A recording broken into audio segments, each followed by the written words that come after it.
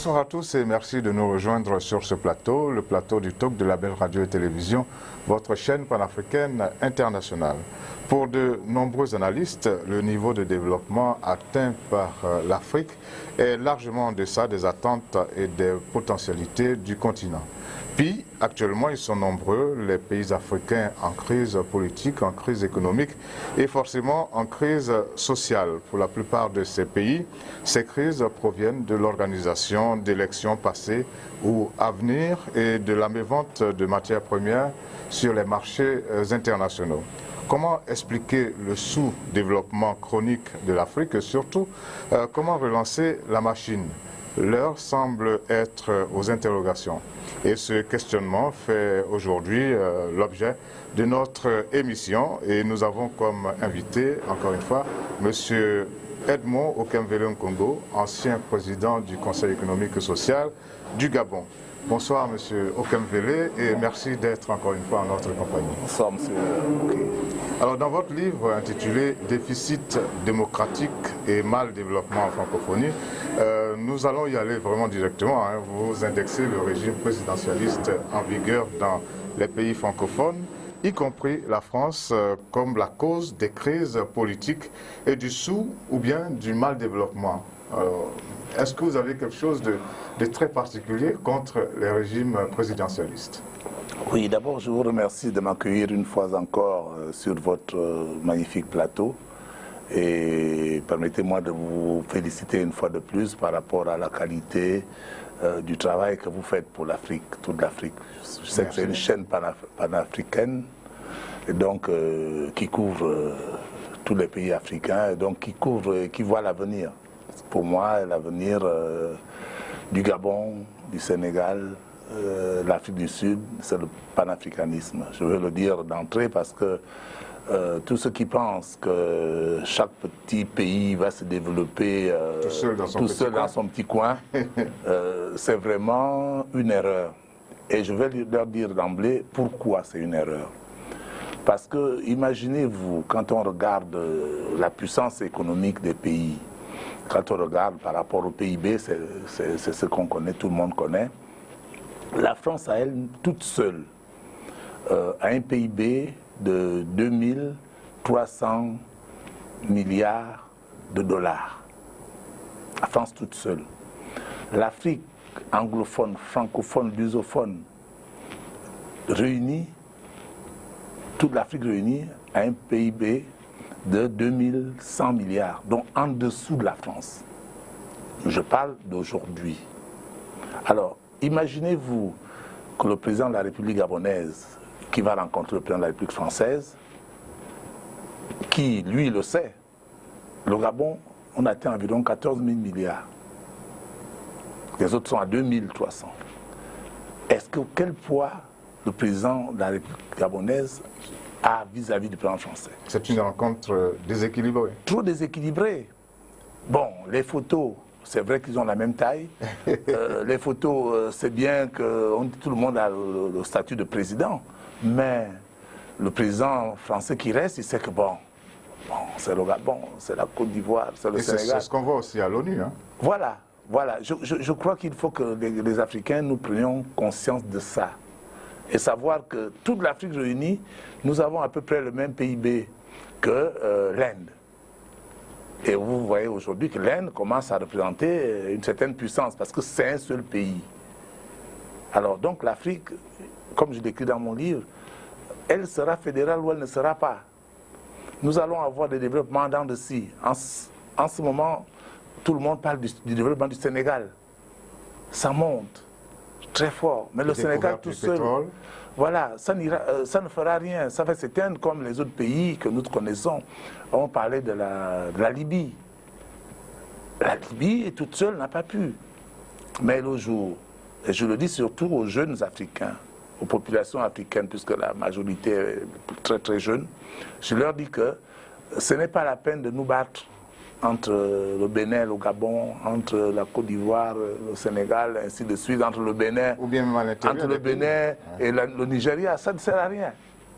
Mais le jour qu'on aura un seul État-continent, surtout une union fédérale de tous les États africains, comme c'est les États-Unis, comme c'est l'Inde, comme c'est la Chine, hein, comme c'est le Royaume-Uni. Ce sont des grandes entités. Voilà, et qui pèsent. Je vous dis, le Sénégal doit peser, je crois, bon, je peux me tromper, 74 milliards de dollars. Alors que les autres sont à 2300, ainsi de suite. L'Afrique sera fédérale ou ne sera pas. Parce que chaque État ne pèse pas grand-chose. Deuxièmement, on sait comment ça a été découpé. Ce n'est pas nous-mêmes. Nous n'étions ni à Berlin, ni à la conférence de Yalta. Hein, donc, ce n'est pas nous qui avons découpé. Il y a l'Union africaine qui a entériné justement ce découpage. Oui, mais je ne dis pas de ne pas de bousculer le découpage. Je ne dis pas ça. Moi, je dis seulement on garde le découpage qu'il y a là, mais on fait un ensemble au-dessus où l'Afrique doit parler d'une seule voix, où quand on prend toutes les aires pétrolières de l'Afrique, il n'y a pas beaucoup de pays qui ont ça. Donc quand on dira on met le pétrole à temps à 70 $ le baril, tout le monde sera obligé de suivre. Les gens ne vont pas passer derrière venir voir le président gabonais ou le président équato-guinéen pour dire que mais nous, ne faites pas ça, nous, il faut baisser le prix. Non, c'est un prix. Alors, la situation dont vous parlez, ça va être la phase finale, en quelque sorte. Bon, finale, l'un des objectifs à atteindre. C'est ce que veulent les Africains. Là aussi, c'est ce que veulent les Africains. Et c'est pour ça qu'on parle de plus en plus de la ZLECA, la zone de libre-échange continentale africaine.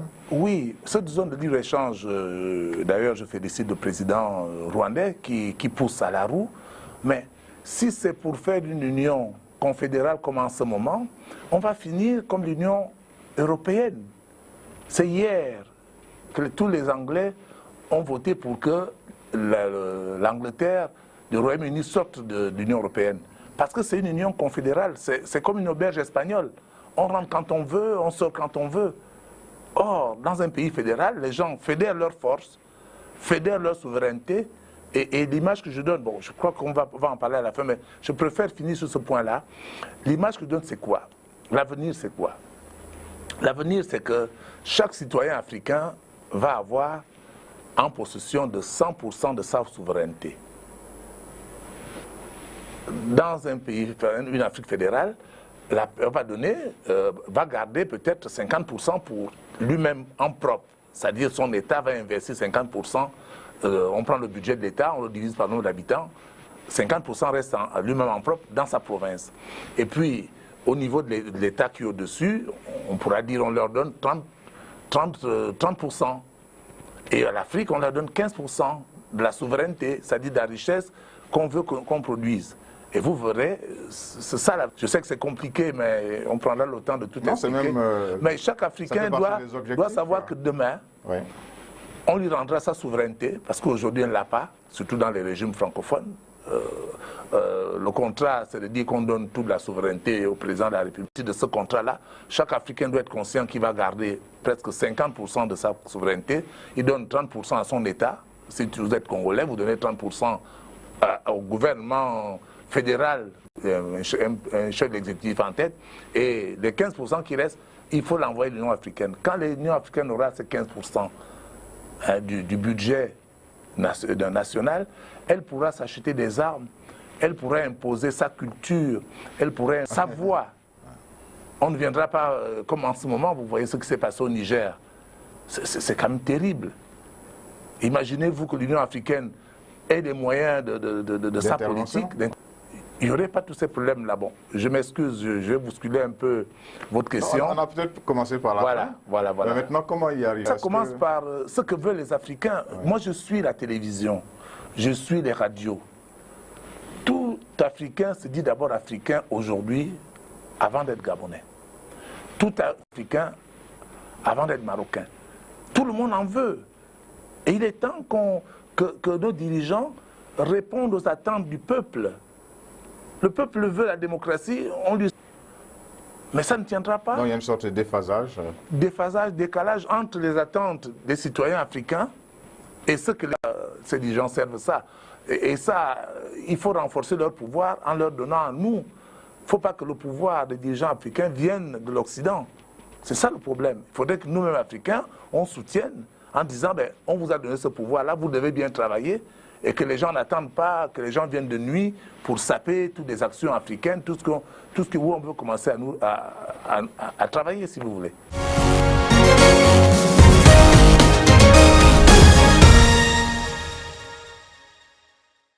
on va aller étape par étape, comme je le disais. Le régime présidentialiste, dans votre livre, vous le dénoncez, ce régime, parce que trop de pouvoir, un excès de pouvoir concentré dans les seules mains d'un président de la République dans un pays. Exact. Ce n'est pas moi qui dénonce le régime présidentialiste, c'est la réalité. Ce sont les faits. C'est le résultat auquel le Gabon, on est. Des problèmes. Le Cameroun, des problèmes. Le Congo, des problèmes. Le Niger hier, des problèmes. Le Tchad, des problèmes. Je crois que le seul pays, le Bénin, des problèmes. Je crois que le seul pays, la Côte d'Ivoire, des problèmes. Le Togo, des problèmes. C'est pas moi. C'est pas moi, mon livre date de 7 ans. C'est pas moi qui ai créé les problèmes qu'il y a là. Le seul pays qui reste un peu, c'est le Sénégal. Et pour combien de temps? Je crois qu'il faut bien analyser les choses. Et mon analyse, ce que j'ai étudié, ce que j'ai recherché, montre clairement que c'est le modèle constitutionnel francophone qui crée nos problèmes. Parce que ce modèle qui vient du général de Gaulle est un modèle où on a donné trop de pouvoir au président de la République. Et pour revenir sur la définition de Abraham Lincoln, qui a dit que la démocratie, c'est le pouvoir du peuple, par le peuple, pour le peuple.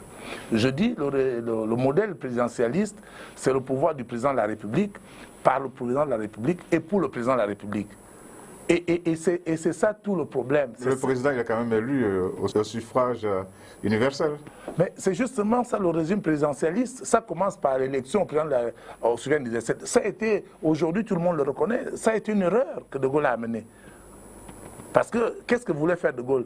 Il voulait avoir tous les pouvoirs, donc il cherchait comment mettre le président de la République au-dessus du peuple.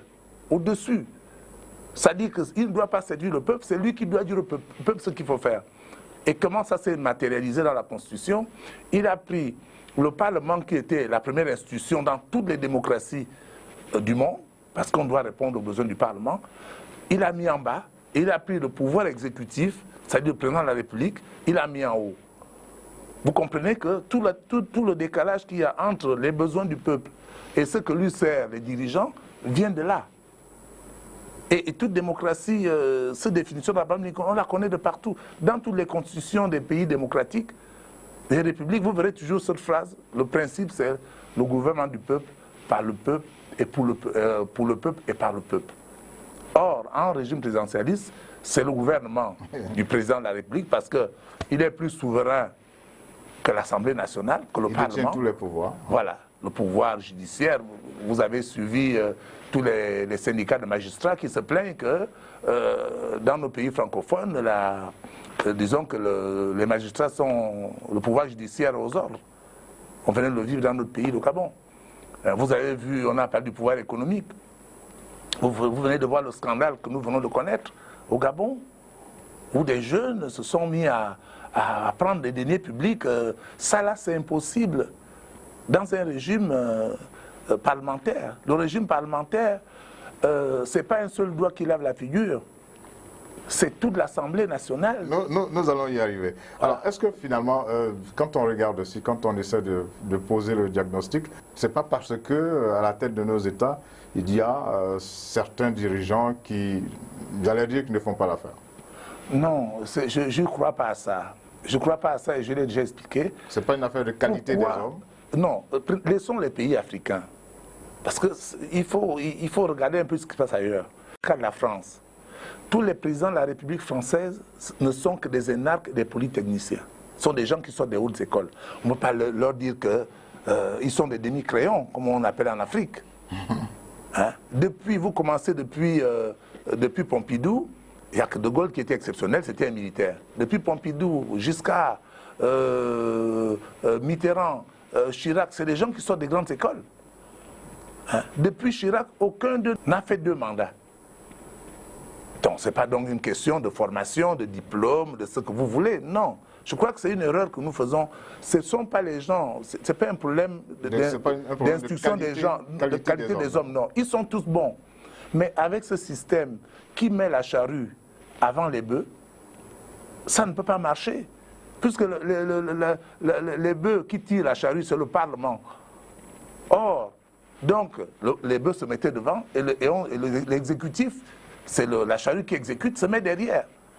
Or, c'est un système où on a mis la charrue devant et ça ne peut pas marcher. Hein? Donc, le président au-dessus du peuple, non. C'est le peuple. Justement, à propos du président au-dessus du peuple, dans son livre François Hollande, Répondre à la crise démocratique, François Hollande, il montre bien qu'on peut être élu président de la République et être en minorité, avec une minorité. Parce qu'au premier tour, par exemple, vous avez 25%. Et puis au deuxième tour, bon, ben, avec les alliances et tout ça, vous allez à 50%. Je vais vous raconter, je vais vous raconter une histoire qui concerne mon pays. Mon pays, le Gabon, c'est 1 800 000, 1 900 000, 2 millions d'habitants. Vous comprenez? Aux dernières élections de 2016, le président de la République a été élu avec, je crois, 177 000 votants, ceux qui lui ont voté. Bon, l'autre, Jean Ping, a été élu à peu près, a eu à peu près, bon, ça se discute, il y en a qui discutent, mais je crois que, soyons sereins. Hein? Celui qui a secondé devons donc avoir un peu moins que ça, même s'il y a débat. Mais 160, le nombre d'inscrits qu'il y avait aux élections au Gabon, c'était 600 et quelques mille habitants. Alors, si quelqu'un est élu avec 177 000 habitants, sur les inscrits qui sont à 600 000, est-ce que déjà, ce vote n'est pas un vote minoritaire? Ce n'est pas seulement Hollande qui le dit. Je vous parle des statistiques de mon pays. Mais on peut encore aller plus loin. Les gens à l'âge de voter au Gabon, c'est-à-dire ceux qui ont plus de 18 ans, on doit être environ vers 1 million d'habitants qui ont l'âge de voter. Donc il y a 600 inscrits, ça veut dire 300 000 personnes ne se sont pas inscrites sur les listes électorales. Soit parce qu'elles n'avaient pas les papiers pour le faire, soit parce qu'elles étaient trop éloignées des bureaux de vote, soit parce que, à cause de tous les déficits démocratiques, les élections truquées, tout ce qu'il y a eu, ils ont dit non, c'est plus la peine que je vote. Alors, si le Gabon a 1 million de gens à l'âge de voter, 177 000 seulement élisent le président va avec un handicap très, très élevé. Donc, ce n'est pas Hollande seulement qui le dit. Je vous cite un cas, et souvent, même en France, maintenant, c'est comme ça. L'abstention est devenue tellement énorme que maintenant, Macron, je crois qu'il a été élu avec au premier tour, avec 24%, il y avait 24% au premier tour. Vous voyez qu'on est déjà minoritaire. En réalité, il représente 24%. Voilà. Ceux qui restent, qui font maintenant la rue, les gilets jaunes, qui font aujourd'hui les retraites, c'est surtout cette marge, ceux qui étaient abstentionnistes, plus ceux qui ne sont même pas fait inscrire. Alors, tel qu'on est parti, il faut une nouvelle définition de la démocratie, ou bien il faut une autre définition de la démocratie? Non, je crois que la démocratie est bien. C'est pas moi qui le dis. Mes recherches ont montré que le meilleur régime, on va en parler, était le meilleur système aujourd'hui qui est le plus démocratique, c'est le système parlementaire. Donc la meilleure représentation du peuple. Voilà, le peuple. Ça veut dire que c'est les élus du peuple qui parlent au nom du peuple, ce sont les députés. Je l'ai déjà expliqué tout à l'heure. C'est le meilleur parce que, comme avait dit, là je parle de Churchill, comme avait dit Churchill, la démocratie est le moins mauvais des systèmes quand on a tout essayé. Moi je veux dire, le régime parlementaire et le modèle parlementaire est le moins mauvais de tous les modèles quand on a essayé tous les modèles démocratiques. Hein? Donc ça, c'est ça la définition. Mais le problème qui se pose, et là aussi j'ai constaté que nous faisions beaucoup de confusion. Hein? La crise de représentativité dont parle Hollande aujourd'hui n'est pas une crise parlementaire. Elle attaque tous les régimes, elle se trouve dans tous les régimes. Et moi j'ai cherché pourquoi, et je pense avoir trouvé pourquoi. Parce que il y a quelque chose dans les constitutions, que le modèle soit parlementaire, que le modèle soit présidentialiste, il y a quelque chose de commun dans ces deux modèles. C'est la souveraineté des gens. Hein? Dans tous ces deux modèles, il est écrit que la souveraineté, on a adopté, je crois, le principe de la souveraineté nationale. Qu'est-ce qu'elle donne la souveraineté nationale? C'est-à-dire que dès que quelqu'un est élu par le peuple, il ne répond plus au peuple. Oui, vous êtes élu dans votre circonscription. Voilà. Vous devenez Élu du pays. Voilà. Non plus de la région. Voilà, de la région. Ouais. Quand vous faites la campagne, vous faites la campagne du pays, mais quand vous êtes élu, vous devez être élu national. Donc, vous n'avez plus de compte à rendre aux gens qui vous ont élu. Ouais. C'est cette coupure qui crée la crise actuelle. Que vous soyez dans un régime parlementaire comme un régime présidentialiste. Donc, il y a des choses qu'on peut encore améliorer quand on constate que c'est pourquoi les gens demandent le RIC, les référendums, parce qu'ils ne se sentent plus représentés. Et la Constitution, dans son article, je ne sais pas, au Gabon, ça doit être l'article 39, dit que tout vote impératif est nul. C'est-à-dire, vous ne répondez plus de ceux qu'ils ont élus. Donc, le régime parlementaire et surtout le côté fédéral règle ce problème. Pourquoi? Parce que quand vous êtes élu député de votre province, vous restez dans votre province. Vous restez le représentant de votre province. Voilà, même dans votre coin, puisque vous habitez presque votre coin. Or, les députés au niveau national aujourd'hui quittent leur province, quittent leur circonscription, viennent vivre à Libreville, comme ceux de Paris. Hein? Comme ceux à l'Allemagne, c'est moins évident parce qu'il y a deux types de députés. Justement, le côté fédéral. Il y a le député de la province qui est élu au suffrage par uninominal et le député national qui lui est élu au suffrage de liste. Vous voyez? Donc, ils ont des députés qui les représentent. Hein? Donc, il y a des choses comme ça. Les gens confondent, ils pensent que c'est les régimes, par exemple, j'ai entendu dire souvent que les régimes parlementaires sont aujourd'hui les plus instables. Non, je crois qu'il ne faut pas confondre les choses. Oui, parce que quand même, il faut prendre le temps de discuter dans le régime d'expliquer jusqu'à arriver à un consensus, jusqu'à tomber d'accord. Oui. Est-ce que ce genre de luxe-là, l'Afrique peut se l'offrir? Mais ce n'est pas un luxe. L'Afrique fonctionnait déjà comme ça. Les citoyens, les populations africaines fonctionnaient déjà en démocratie. Comme un luxe. Parce que moi j'ai souvent l'habitude de dire, si j'ai à définir le mot démocratie, je mettrais démocratie égale partage.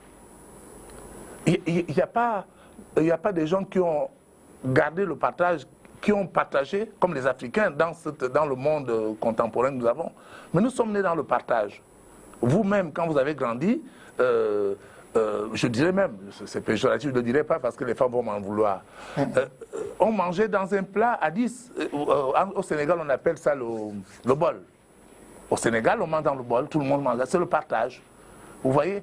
Donc, les pouvoirs étaient partagés dans les royautés qu'ils ont appelées, dans les communautés africaines. Les gens vivaient en autonomie. Un village n'attendait pas que le village d'à côté lui amène le sel. Ils cherchaient leur sel, et ils l'avaient. Vous voyez, quand ils voulaient avoir de l'huile de palme pour préparer, ils produisaient leur huile de palme. Quand ils devaient soigner les gens, leurs médecins étaient là, les herbes qu'il y avait derrière. Donc, ça c'est du fédéralisme, les gens sont autonomes. Donc, fédéralisme, c'est l'autonomie. Et c'est ce que les gens veulent aujourd'hui. On voit ça au Cameroun, on voit ça un peu partout. Justement, le Cameroun, pour régler sa crise des régions anglophones, rejette justement le fédéralisme. Le Cameroun? Non, ce n'est pas le Cameroun. C'est le Cameroun, avec la crise des non, c'est le pouvoir, je peux dire que c'est le pouvoir centralisé, concentré du Cameroun. Il y a une différence. Mais c'est quand même bizarre, parce que ça m'amène sur un débat. Quand les gens parlent de la France, on dit la France veut ceci, les Français veulent ceci. Est-ce que dans le modèle présidentialiste français, les Français décident? Ou bien toutes les décisions sont prises à l'Élysée? Et ils sont par une seule personne. Ils sont représentés par une seule personne. Justement. Par le président de la République. Oui, ils sont représentés. C'est le représentant, le garant. Mais il parle souvent, il décide les choses au nom de la France. Quand la France décolle pour aller faire la guerre, quelque part, ce n'est pas le peuple français qui veut aller faire la guerre. Pendant 4 mois, quand Hollande a déclenché l'opération Serval, pendant 4 mois, les soldats français étaient au Niger, étaient au Mali, étaient partout. Il y a même eu des morts. C'est seulement après 4 mois qu'il veut dire, excusez-moi, j'ai déclenché une guerre là-bas. Mais imaginez-vous que les pays qui ont été bombardés comme la Libye avaient la bombe atomique et qui déclenchaient ça sur la France.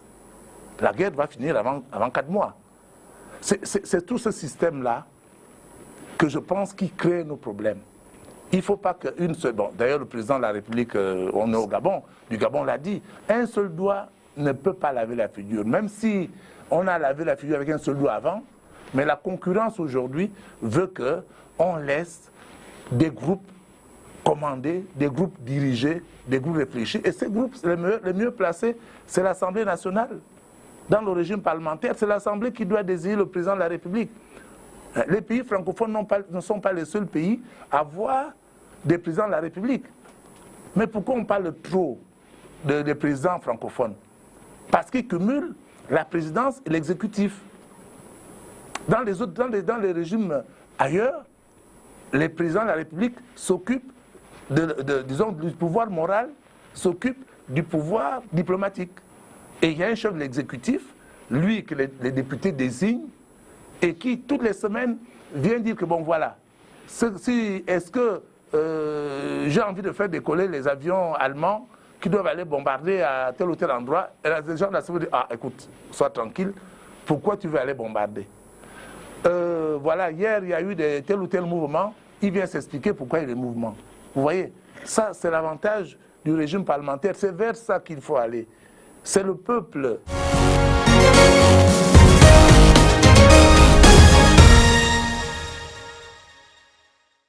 Alors ceux qui regardent, ils voient quand même que dans certains pays à régime parlementaire, comme vous dites, il existe souvent des crises qui bloquent.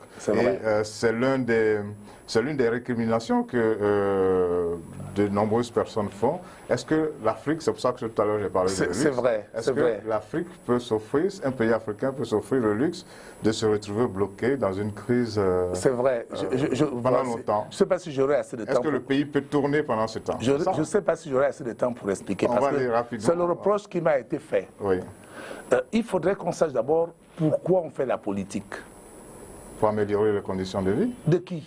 Des populations? Des dirigeants ou des populations? Des populations, voilà. Des ressortissants d'un pays. Voilà, d'un pays. Alors, allons-y, on va regarder, est-ce que dans les pays que tout le monde a l'habitude de citer, il y a la Belgique qui a été pendant 1 an, 2 ans sans gouvernement, il y a le Royaume-Uni qui est en ce moment, il y a eu l'Espagne, il y a eu ceci, l'Italie, et ainsi de suite.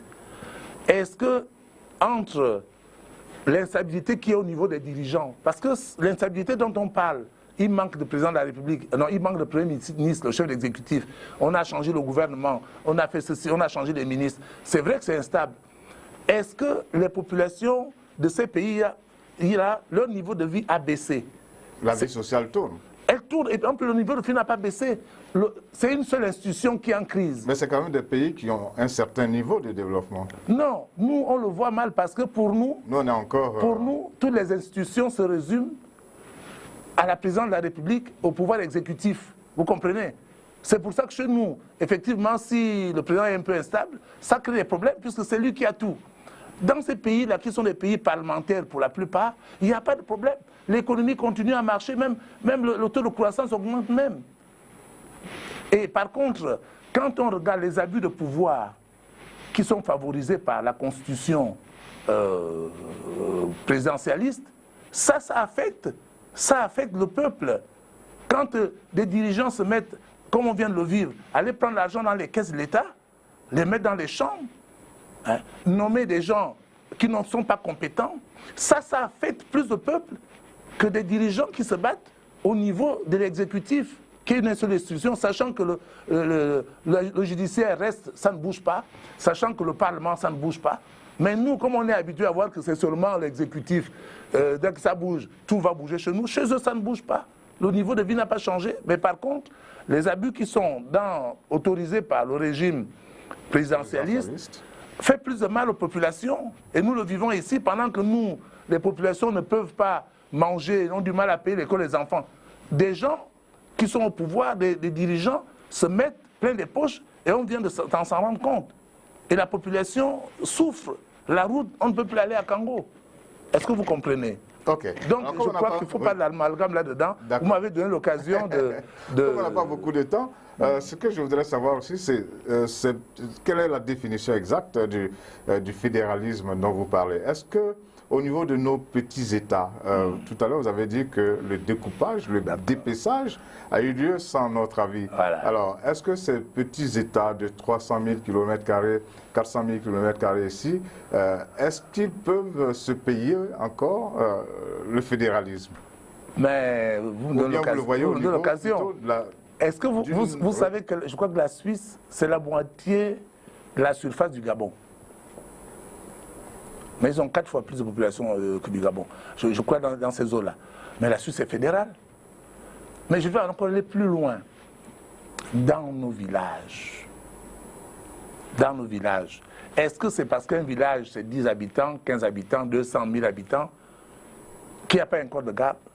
Un village de 20 habitants a un corps de garde. C'est ça la démocratie.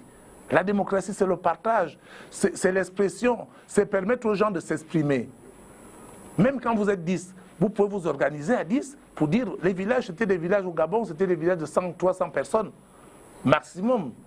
Mais ils avaient un corps de garde, ils avaient quelqu'un qui s'occupait de la santé, ils avaient non. Je crois que la grandeur ou bien le nombre de personnes n'empêche pas le fédéralisme.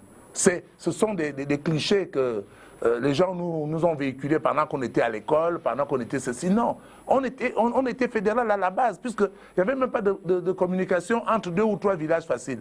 Chaque village vivait avec son autonomie, produisait ses richesses. Il n'y avait pas autant de, comment on appelle ça, d'importation comme aujourd'hui, où les gens meurent de faim, alors qu'il y a la rivière là à côté, on attend les congelés qui viennent avec toutes les maladies. Est-ce que vous comprenez?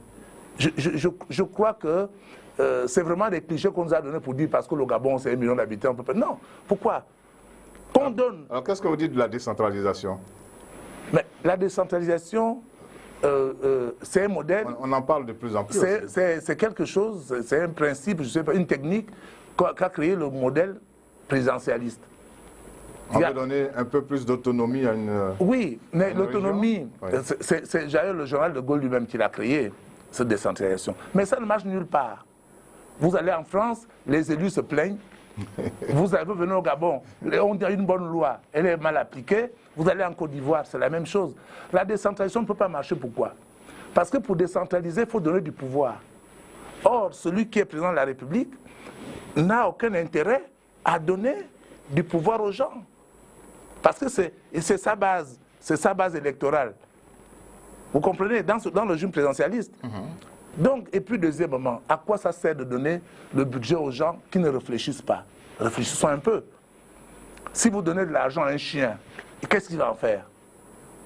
Vous donnez de l'argent, vous empêchez aux gens de réfléchir sur leurs problèmes.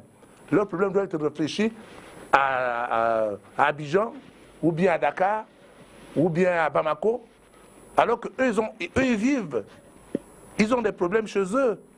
Ils veulent trouver des solutions à leurs problèmes. Vous leur dites non, je vous donne seulement l'argent, mais vous ne réfléchissez pas. Mais je vais vous imposer une école.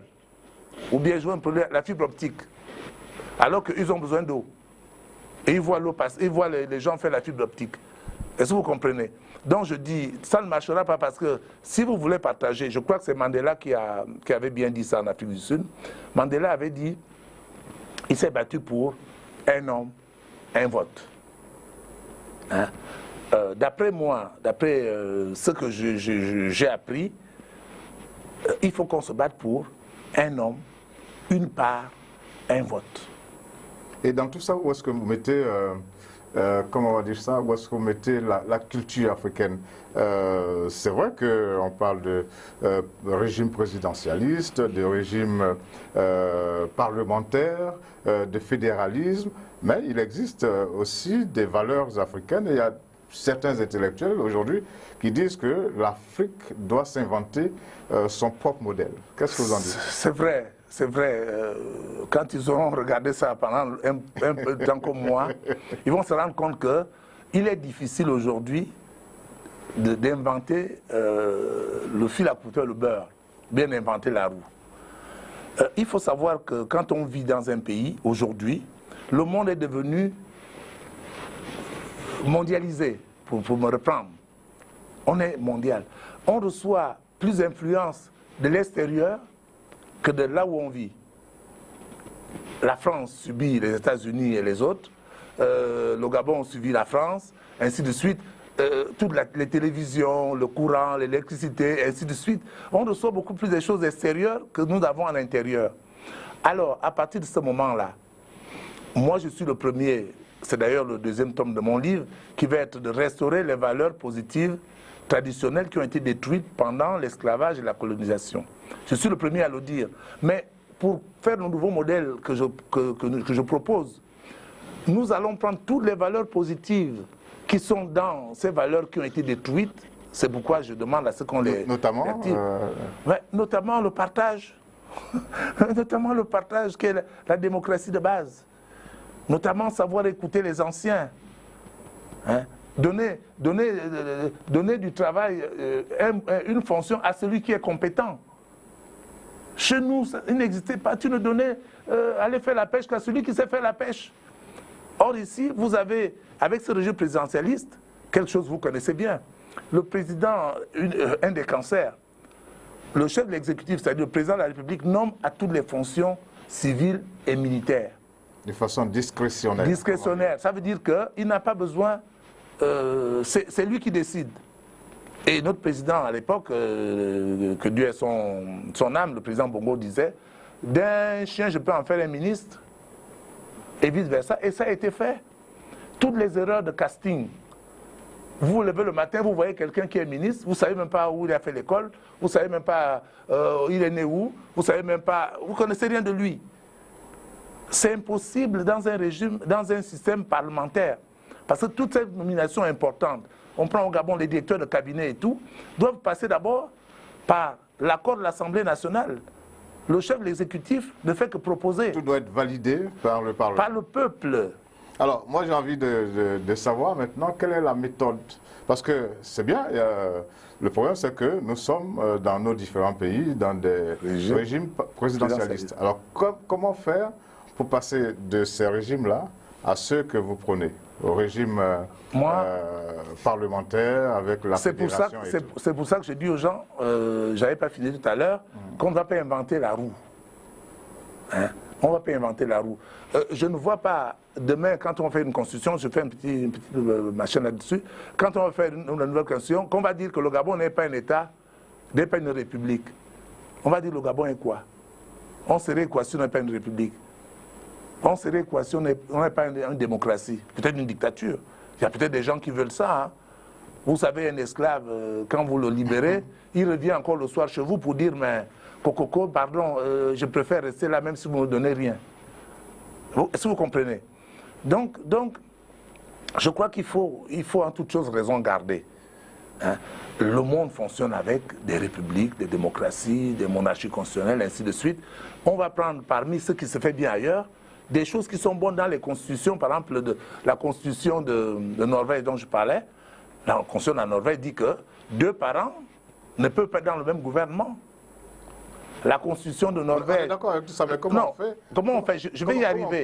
C'est pour vous dire que je n'avais pas fini là-dessus en disant qu'on prend ce qui est bon dans nos traditions que les Occidentaux ont détruit. On prend aussi ce qui est bon dans ce que les Occidentaux font.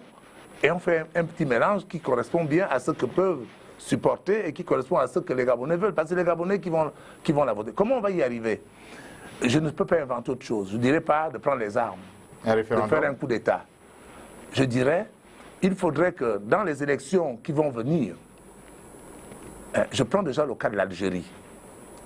Les Algériens qui ont voté le 12, qui ont voté le 12, qui ont fait la révolution, ont dit tout sauf Bouteflika. Bouteflika est parti, les problèmes ne sont pas réglés. S'ils avaient dit, comme je le dis, tout sauf ce régime présidentialiste qui donne le pouvoir à une seule personne, leur problème va être réglé, pourrait être réglé après ces élections-là. Mais je peux vous dire, je ne fais pas un pari, que rien ne sera réglé. Comme j'avais dit aussi en France que le président Macron va avoir des problèmes. Pas à cause de lui, mais à cause de ce système. Donc j'ai envie de dire, c'est les élections. Je prends le cas que j'ai cité tout à l'heure de mon pays, le Gabon. De tous les pays, c'est pareil. Les gens qui vont aux élections aujourd'hui, qui vont voter, c'est pratiquement 25% des gens à l'âge de voter, ou bien 30%.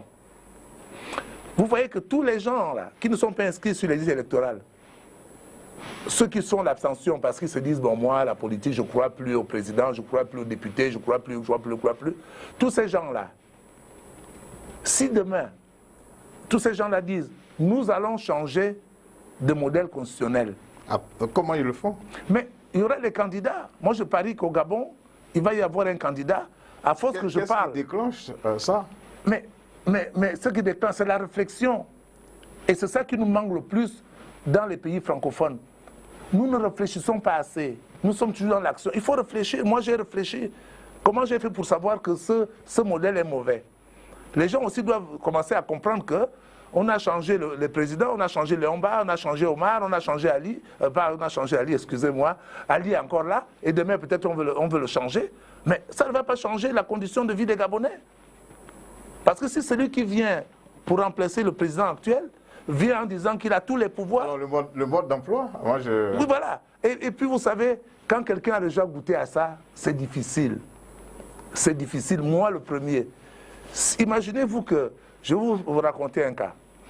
Un président de la République dans un système francophone, dans le système présidentialiste, est au-dessus de Dieu. Je vous donne un cas, rapidement je vais vous le donner. En Guinée équatoriale, il y avait encore le président Macias Nguema.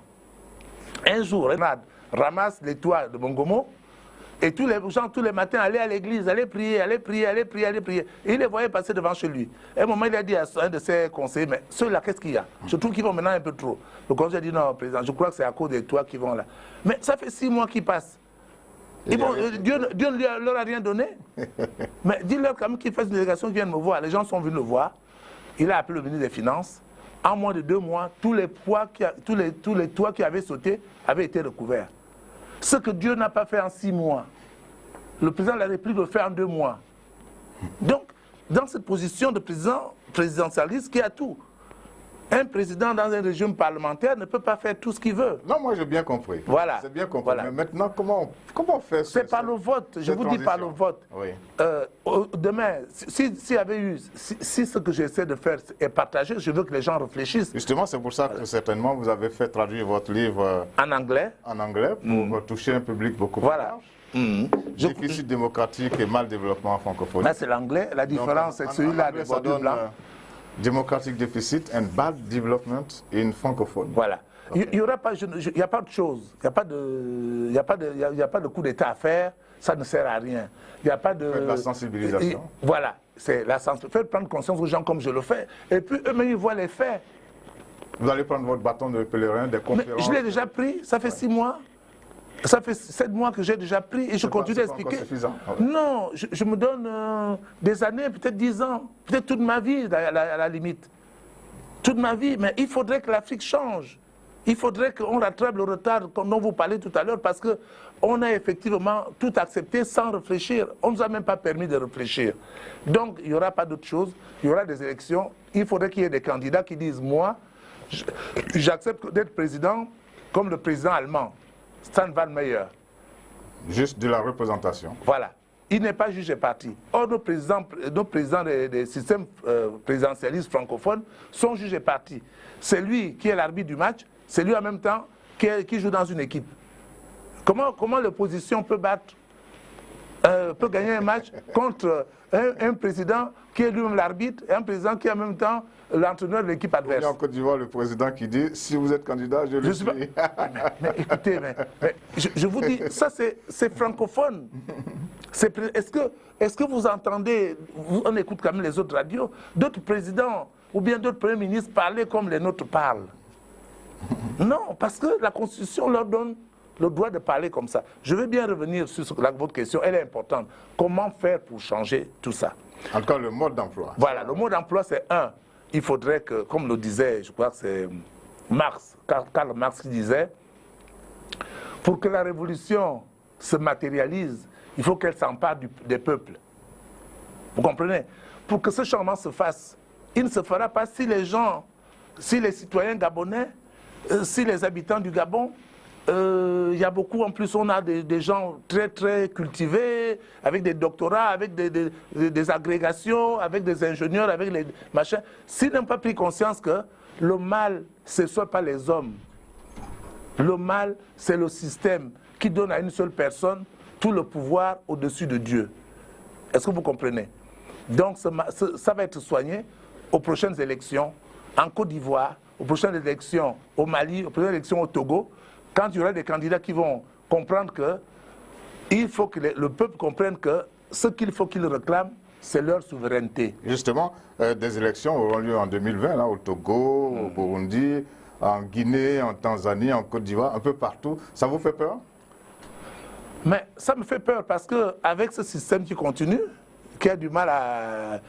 qu'on n'a jamais bousculé, mais ça fera peur parce que les mêmes causes, disons, produisant les mêmes effets, je ne suis pas sûr que les présidents qui sont en exercice en ce moment peuvent de gaieté de cœur accepter de partir.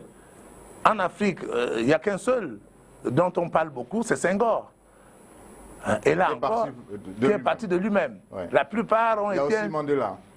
Mandela est parti parce qu'il est devenu Dieu à cause de la prison.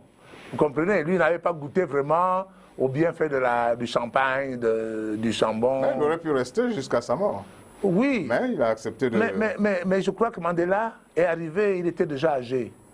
S'il était arrivé à 18 ans, ou à 28 ans, ou à 36 ans, il ne serait pas vite parti. Mais peut-être que c'est la sagesse aussi qui l'a animé. Ben écoutez, vous pensez que... moi, je prends le cas de mon grand frère Condé, ou bien de mon grand frère Alassane Ouattara. Vous pensez qu'ils sont pas sages? Non, ils sont sages. Mais le problème, c'est quelqu'un qui a goûté au beurre, au miel, là. Lui dit de partir comme ça. Il n'a pas envie de lâcher. Il n'a pas envie de lâcher. Mais c'est la population qui devrait le faire lâcher.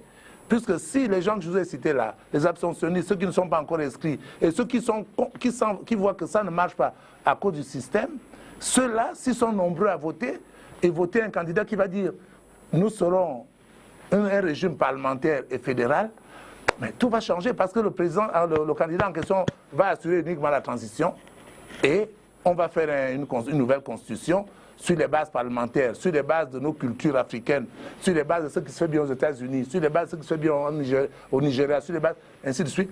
Sur cette base, on fait une constitution et on fait un référendum. Si le peuple gabonais, une fois encore, et je peux vous dire que si vous faites ce référendum-là, le taux d'abstention sera de 5%. Ça va être moindre. Ça n'est pas moins de 5%, parce que tout le monde voudra le changement. Parce que ce que l'Afrique, nous vivons aujourd'hui, nous ne sommes même pas fiers de nous-mêmes. Surtout nous, les docteurs, nous les agrégés, nous les secteurs de finances, nous les enseignants. Les technocrates. C'est pas ça les intellectuels, je dirais les élites. Les technocrates. Voilà, les technocrates, les élites. Nous ne sommes pas fiers. Moi, quand je marche, je ne suis pas fier. Parce que c'est pas comme ça que j'aurais souhaité que le Gabon soit.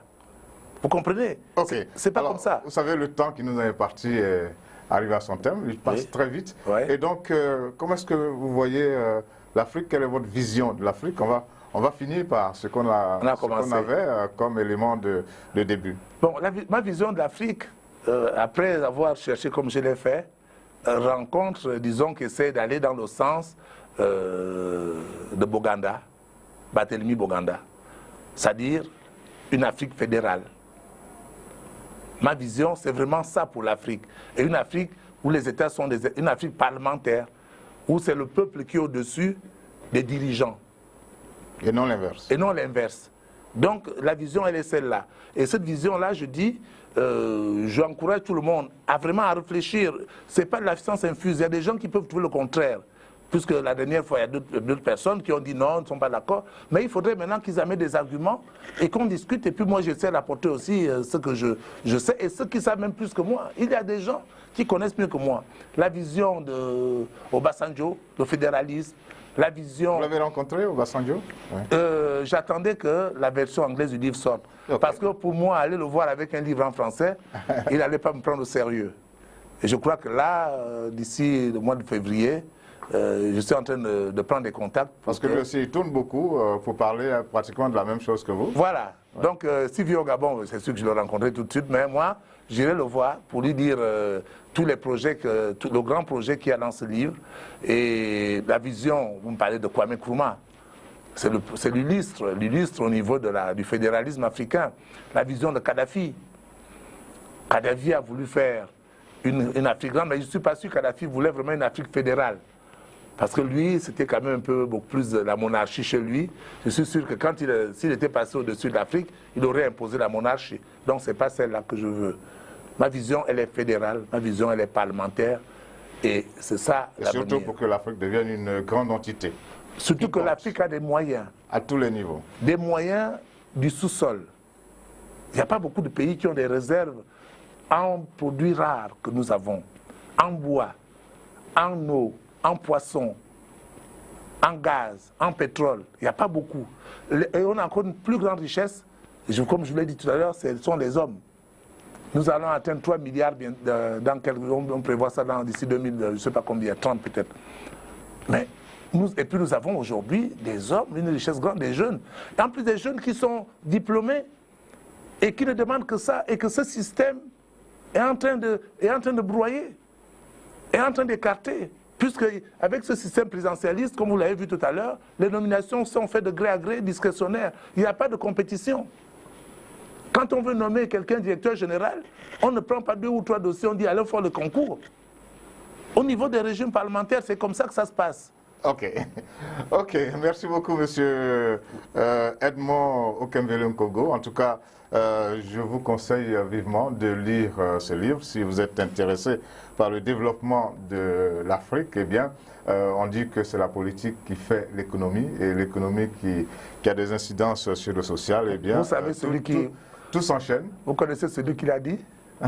Non. Le baron Lui. Le baron Lui, qui était à l'époque de lui, Philippe qui avait été président à l'époque, le baron lui avait dit faites-moi de la bonne politique, je vous ferai la bonne finance. Et la bonne finance a ses répercussions sur le développement, sur le social. Donc c'est lui qui l'a dit, faites-nous la bonne constitution et je vous ferai, et vous verrez que les choses vont aller mieux, les gens vont vivre mieux, le développement sera mieux. Ok. En tout cas, merci beaucoup, monsieur. C'est moi qui vous remercie. Okembele Nkogo. Nous allons demander à ceux qui nous suivent de faire l'effort de lire cet ouvrage. Il est dans les 2 langues, en français et en anglais. Et puis, si possible, de le compléter par ce livre de François Hollande, Répondre à la crise démocratique. Et pourtant, un grand président francophone qui lui-même dit c'était pas bien, c'est pas bien. Voilà. Ok. Merci beaucoup de votre aimable attention et à bientôt pour un autre numéro de Le Talk de la Belle Radio et Télévision, votre chaîne panafricaine internationale. Au revoir.